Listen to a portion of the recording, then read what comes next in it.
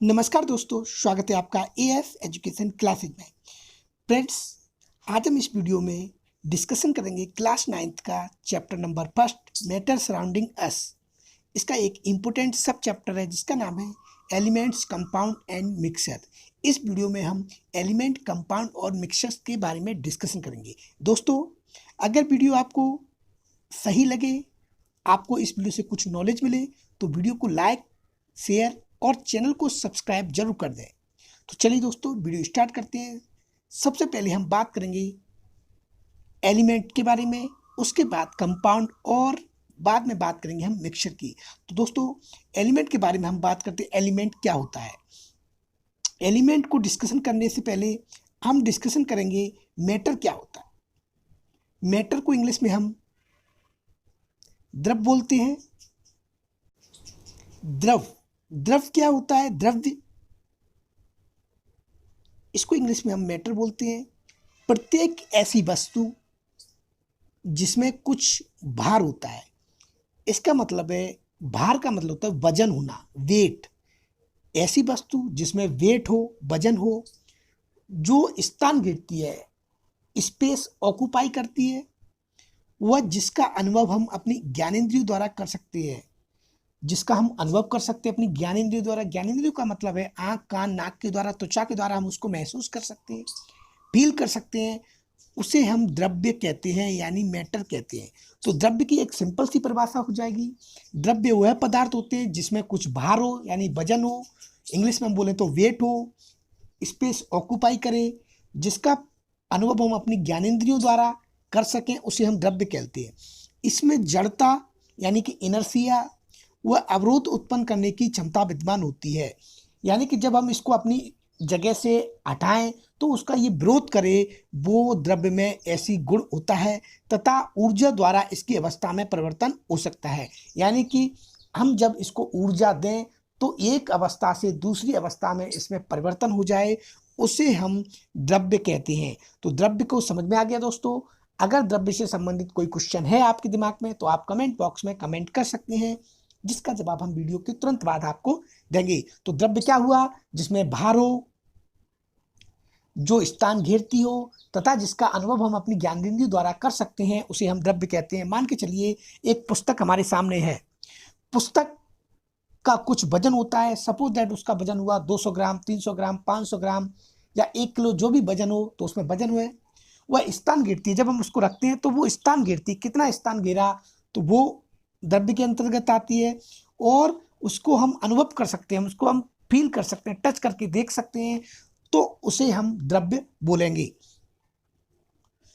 अब बात करते हैं, संपूर्ण जगत द्रव्य और ऊर्जा से बना है। यानी कि पूरा जो वर्ड है वो मैटर और एनर्जी से उसका घनिष्ठ संबंध है। हमारे चारों ओर विभिन्न प्रकार के सजीव और निर्जीव पदार्थ हैं। पदार्थ में भार होता है, जैसा हम पढ़ चुके हैं, और उनमें द्रव्यमान भी होता है। अतः सभी वस्तुओं में द्रव्यमान होता है और वह स्थान घेरती है। यानी कि हम एक शब्द में कह सकते हैं कि सभी वस्तुओं में द्रव्यमान होता है और वह स्थान ऑक्यूपाई यानी स्पेस ऑक्यूपाई करती हैं, स्थान घेरती हैं, उन्हें हम द्रव्य कहते हैं। और द्रव्य में ऊर्जा से बना होता है, ऊर्जा का उससे बहुत ही महत्वपूर्ण संबंध होता है। अब बात करते हैं हम द्रव्य की अवस्थाएं, स्टेट ऑफ मैटर्स। यानी कि मैटर्स की कितनी अवस्था होती है? तो सबसे पहली अवस्था होती है वो होती है सॉलिड। जो दूसरी अवस्था होती है वो लिक्विड यानी द्रव। तीसरी अवस्था होती है वो होती है द्रव यानी गैस। चौथी अवस्था होती है वो प्लाज्मा। और पांचवी अवस्था होती है बोस आइंस्टाइन। मुख्यतः द्रव की 3 अवस्थाएं होती हैं अगर देखा जाए तो। पहली है सॉलिड, लिक्विड, गैस, यानी ठोस, द्रव, गैस। मुख्यतः द्रव की 3 अवस्थाएं होती है। ठोसों की अगर हम बात करें तो ठोस के जो अणु होते हैं, ठोस के जो मॉलिक्यूल होते हैं, उनके बीच में स्थान ना के बराबर होता है। कुछ इस तरह से आप स्क्रीन पर देख सकते हो। इनके बीच में स्थान बहुत गिरा होता है। इनके बीच की जो मॉलिक्यूल है उनमें कोई स्पेस नहीं रहता, ये बिल्कुल सॉलिड रहते हैं। इनको हम दबा नहीं सकते हैं, कंप्रेस नहीं कर सकते हैं। ये ठोस की मुख्य विशेषताएं होती हैं। और इनके बीच में जो इंटरमॉलिक्यूलर फोर्स होता है, अंतरा आणविक आकर्षण बल, वो सबसे अधिक होता है। दूसरे की बात करें हम द्रव की, द्रव के जो मॉलिक्यूल होते हैं वो थोड़ा दूर दूर स्थित होते हैं, इस प्रकार से ठोसों की अपेक्षा बहुत दूर दूर होते हैं। और इनके बीच में जो अंतराकर्षण बल होता है वो ठोसों की अपेक्षा कम होता है, यानी ठोसों में सबसे अधिक होता है और द्रवों में ठोसों से कम होता है। और इनका कोई निश्चित आयतन नहीं होता है, लेकिन ठोसों का एक निश्चित आयतन होता है, निश्चित वेट होता है, निश्चित द्रव्यमान होता है, लेकिन द्रवों का निश्चित आयतन नहीं होता है। इनका निश्चित आकार नहीं होता है, सॉरी मैं गलत कह गया, इनका निश्चित आकार नहीं होता है, लेकिन इनका आयतन निश्चित होता है। अगली बात करें हम गैसों की, तो गैस जो होते हैं उनके जो मॉलिक्यूल होते हैं वो बहुत दूर दूर स्थित होते हैं। इनके बीच में जो इंटरमॉलिक्यूलर फोर्स है बहुत ही कम होता है, माइनर होता है। ठोसों में सबसे ज़्यादा होता है, द्रवों में ठोसों से कम, और गैसों में द्रवों से कम होता है। इनका ना तो निश्चित आकार होता है और ना ही निश्चित आयतन होता है। Not fixed volume, not fixed shape is called gas state. अब बात करते हैं जो अगली जो अवस्था है जो बाद में खोजी गई है, वो होती है प्लाज्मा। प्लाज्मा जो अवस्था होती है वो द्रव की वह अवस्था होती है जिसमें उच्च ताप पर, हाई टेम्परेचर पर द्रव के परमाणु आयनित अवस्था में होती है, यानी कि जो मैटर के जो एटम्स होते हैं वो आयनिक स्टेज में होते हैं, यानी उन पे प्लस या माइनस होता है। अतः प्लाज्मा अवस्था विद्युत की सुचालक होती है। दोस्तों ध्यान रखने वाली बात है, क्वेश्चन कई बार पूछा गया है कि कौन सी प्लाज्मा अवस्था होती है वो विद्युत की सुचालक होती है या कुचालक होती है, यानी कि गुड कंडक्टर ऑफ इलेक्ट्रिसिटी होती है या बैड कंडक्टर ऑफ इलेक्ट्रिसिटी होती है। तो हम कहेंगे क्योंकि इनके जो एटम्स होते हैं वो आयनिक स्टेट में होते हैं हाई टेम्परेचर पर, तो ये इलेक्ट्रिसिटी की गुड कंडक्टर होती है। अगली जो अवस्था है वो है बॉस आइंस्टाइन स्टेज, ये लास्ट में खोजी गई है। ये हमारे जो इंडियन साइंटिस्ट जगदीश चंद्र बोस और आइंस्टाइन, इनके द्वारा ये अवस्था खोजी गई है। तो दोस्तों मैंने बताया ठोस के बारे में, द्रव के बारे में, गैस के बारे में, प्लाज्मा के बारे में और बोस आइंस्टाइन स्टेज के बारे में। अब बात करेंगे हम द्रव्य के प्रकार। द्रव्य कितने प्रकार के होते हैं रासायनिक आधार के आधार पर, रासायनिक जो इनका कंपोजिशन है, रासायनिक संगठन है, उनके आधार पर द्रव कितने प्रकार के होते हैं। तो रासायनिक संगठन के आधार पर द्रव तीन प्रकार के होते हैं। पहला है एलिमेंट यानी तत्व, दूसरा है यौगिक यानी कंपाउंड, और तीसरा है मिक्सचर यानी कि मिश्रण। तो सबसे पहले हम बात करेंगे तत्व क्या होती है। तत्व क्या होते हैं, तो तत्व के बारे में हम बात करते हैं। तत्व वह शुद्ध पदार्थ है, एलिमेंट वह प्योर सब्सटेंस है जिसे साधारण भौतिक या रासायनिक विधियों द्वारा दो या दो से अधिक सरल पदार्थों में विभाजित नहीं किया जा सकता। यानी तत्व वह शुद्ध पदार्थ होता है चाहे जिसे भौतिक या रासायनिक विधियों द्वारा दो या दो से अधिक पदार्थों में उसे तोड़ा नहीं जा सकता है, विभाजित नहीं किया जा सकता है। अगर आधुनिक विचार के बारे में हम बात करें, जो इसकी आधुनिक परिभाषा है, उसके अनुसार द्रव्य की उस अवस्था को तत्व कहते हैं जिसमें सभी परमाणुओं के परमाणु क्रमांक समान होते हैं, यानी कि सभी जो एटम्स हैं उनके एटॉमिक नंबर एलिमेंट में समान होते हैं, उसे हम एलिमेंट बोलते हैं। तो एलिमेंट क्या होता है, एलिमेंट वह प्योर सब्सटेंस होता है जिसको हम दो या दो से अधिक पदार्थों में विभाजित नहीं कर सकते हैं, उसे हम तत्व एलिमेंट कहते हैं। तत्व द्रव की तीनों अवस्थाओं में पाए जाते हैं, जैसे कि सोडियम तथा कार्बन ठोस अवस्था में पाए जाते हैं, सॉलिड स्टेट में पाए जाते हैं, और पारा, गैलियम और ब्रोमीन द्रव अवस्था में पाए जाते हैं। पारा, गैलियम और ब्रोमीन द्रव अवस्था में पाए जाते हैं तथा हाइड्रोजन और ऑक्सीजन ये गैसीय अवस्था में पाए जाते हैं। तो तत्व द्रव की तीनों अवस्थाओं में पाए जाते हैं, ठोस, द्रव और गैस। ठोसों की बात करें तो हम सोडियम और कार्बन ठोस हैं, द्रव की बात करें हम तो पारा, गैलियम और ब्रोमीन द्रव हैं, और अगर गैस की बात करें तो हाइड्रोजन और ऑक्सीजन ये इसके गैसीय उदाहरण है। अब हम देखते हैं कि पृथ्वी की जो भूप्रपटी है, अर्थ की जो क्रस्ट है, ऊपरी परत है, उसमें विभिन्न एलिमेंट्स का क्या क्या परसेंटेज होता है। तो सबसे जो बड़ा परसेंटेज होता है वो भूप्रपटी में, क्रस्ट में ऑक्सीजन का होता है 46.4%। उसके बाद सिलिकॉन का होता है 28.2%। उसके बाद एल्यूमिनियम का होता है 8.32%। उसके बाद आयरन का होता है 5.63%। उसके बाद कैल्शियम का, उसके बाद सोडियम का, उसके बाद मैग्नीशियम का, और उसके बाद जो अल्प मात्रा में होते हैं पोटेशियम, टाइटेनियम, हाइड्रोजन होते हैं। तो ये जो पृथ्वी की भूप्रपटी की, पृथ्वी की जो विभिन्न तत्वों में उपस्थिति होती है वो सबसे ज़्यादा ऑक्सीजन की होती है 46.4%। उसके बाद सिलिकॉन की होती है, उसके बाद एल्यूमिनियम की होती है। आप इस परसेंट को नोट कर लें, बहुत काम आने वाली है, अक्सर पेपर्स में पूछा जाता है। अब बात करते हैं तत्वों का वर्गीकरण, क्लासिफिकेशन ऑफ एलिमेंट्स। तत्वों को उनके गुणधर्म के आधार पर दो मुख्य वर्गों में विभाजित किया गया है। पहला है धातुएं, इसको इंग्लिश में मेटल्स बोलते हैं। दूसरा है अधातुएं, इसको इंग्लिश में नॉन मेटल्स बोलते हैं। तो सबसे पहले हम बात करते हैं धातुएं। धातुएं क्या होती हैं? इनको हम धन विद्युतीय तत्व कहते हैं, इलेक्ट्रोपॉजिटिव एलिमेंट कहते हैं, जैसे कॉपर है, आयरन है, सिल्वर है, मरकरी है, जिंक है इत्यादि। अगर मॉडर्न कंसेप्ट के अनुसार हम देखें तो धातु वे एलिमेंट कहलाते हैं जो सामान्य अभिक्रियाओं में अपने परमाणुओं से एक या अधिक इलेक्ट्रॉन त्याग कर धनायन बनाने की प्रवृत्ति रखते हैं, यानी कि इलेक्ट्रॉन डोनेट करते हैं और पॉजिटिव आयन फॉर्म करते हैं, उन्हें हम धातुएं कहते हैं। जैसे सोडियम, सोडियम के पास एक इलेक्ट्रॉन ज़्यादा होता है तो ये एक इलेक्ट्रॉन दे देता है, तो इसको हम मेटल्स बोलते हैं। अब बात करते हैं अधातुओं की, नॉन मेटल्स की। इनको ऋण विद्युतीय तत्व कहते हैं, इलेक्ट्रोनेगेटिव एलिमेंट भी कहते हैं, जैसे सल्फर है, कार्बन है, ऑक्सीजन है, नाइट्रोजन है, हाइड्रोजन है, phosphorus, chlorine, bromine, iodine, etc. अधातु प्राय, नॉन मेटल प्राय ठोस या गैस होते हैं, जनरली ठोस या गैसीय स्टेट में पाए जाते हैं। लेकिन एक नॉन मेटल है, एक अधातु है जो गैसीय अवस्था में पाया जाता है, द्रव अवस्था में पाया जाता है, जिसका नाम है ब्रोमीन। अधातु वे तत्व होते हैं जो सामान्य अभिक्रिया में एक या एक से अधिक इलेक्ट्रॉन ग्रहण करके ऋणायन बनाने की प्रवृत्ति रखते हैं, उन्हें हम अधातु कहते हैं। एक होता है उपधातुएं, इसको इंग्लिश में मेटलॉइड बोलते हैं। कुछ तत्व ऐसे होते हैं जिनमें धातु और अधातु दोनों का मिक्सचर पाया जाता है, उन्हें हम उपधातु या धातुवान कहते हैं। उदाहरण के लिए आर्सेनिक, एंटीमनी, जर्मेनियम इत्यादि। पीरियोडिक टेबल में लगभग 80% तत्व धातु है और 20% तत्व अधातु है।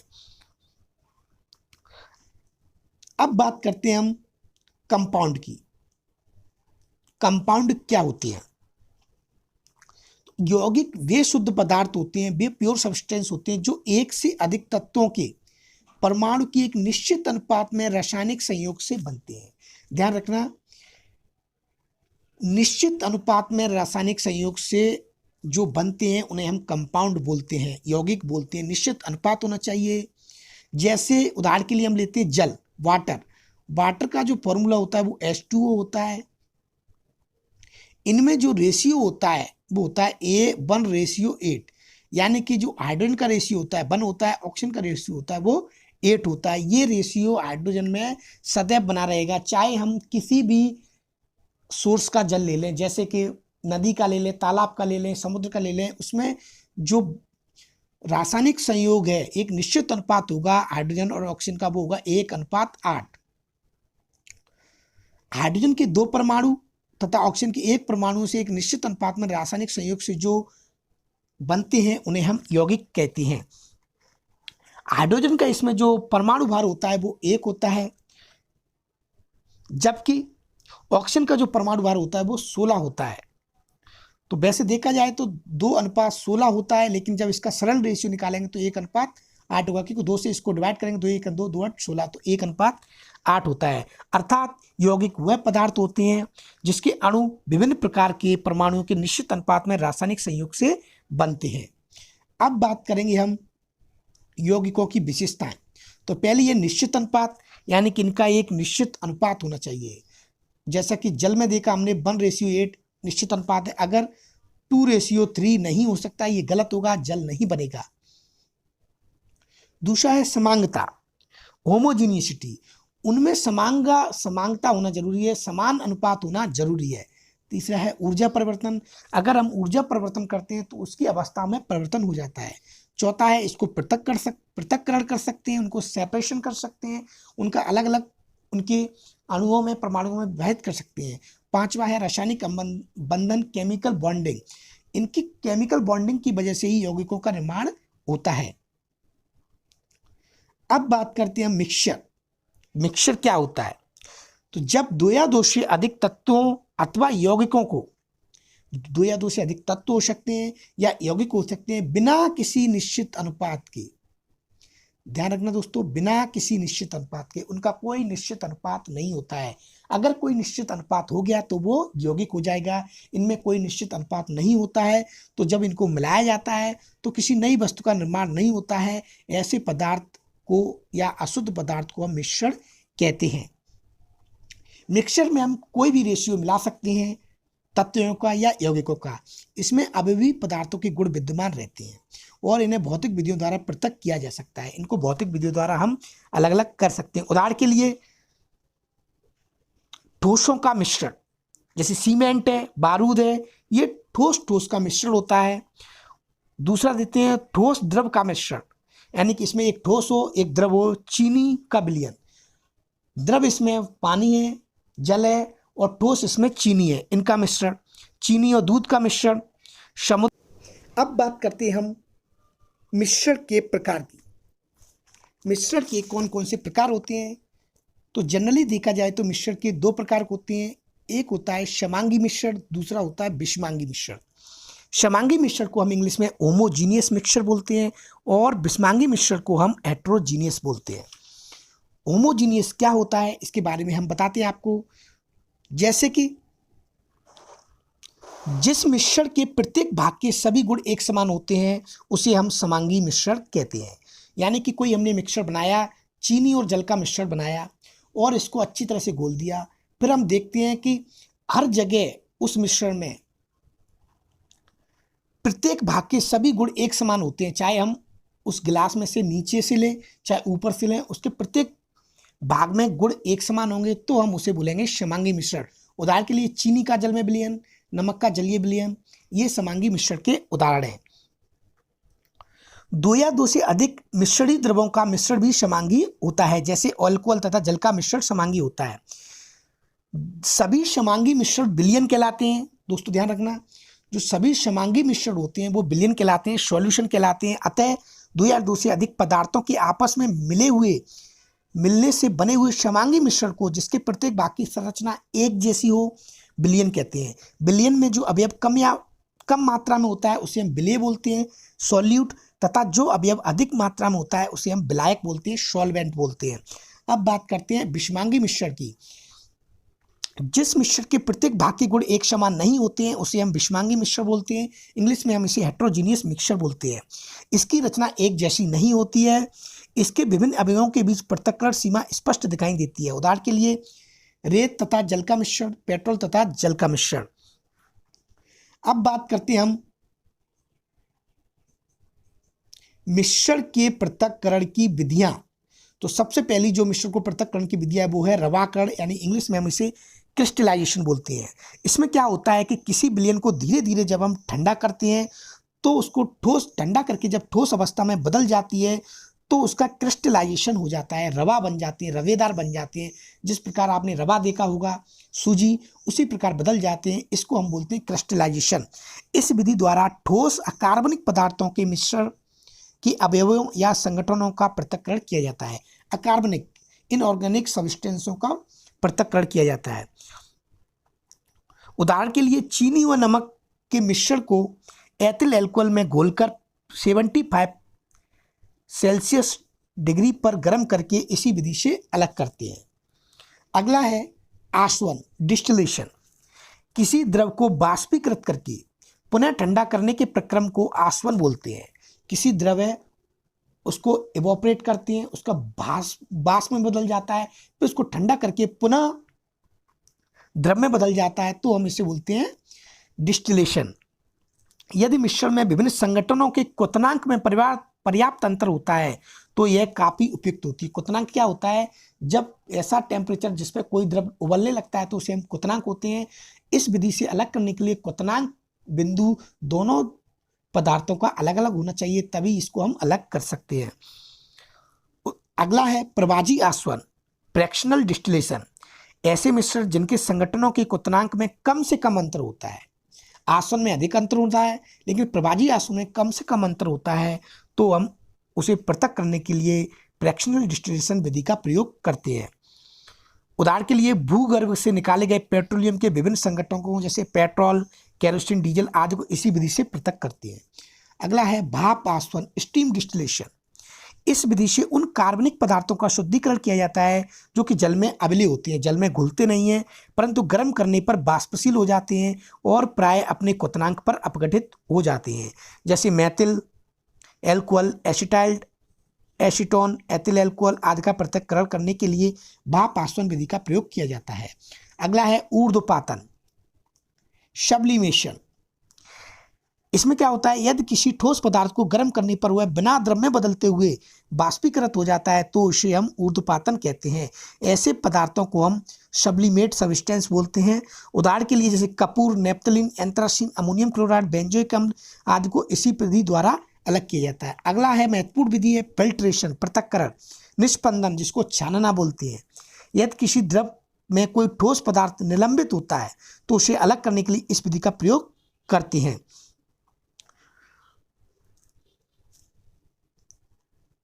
तो दोस्तों, ये था आज का हमारा बहुत महत्वपूर्ण टॉपिक, तत्व, यौगिक और मिश्रण। अगले वीडियो में फिर मिलेंगे एक और महत्वपूर्ण टॉपिक के साथ। तब तक के लिए जय हिंद, जय भारत।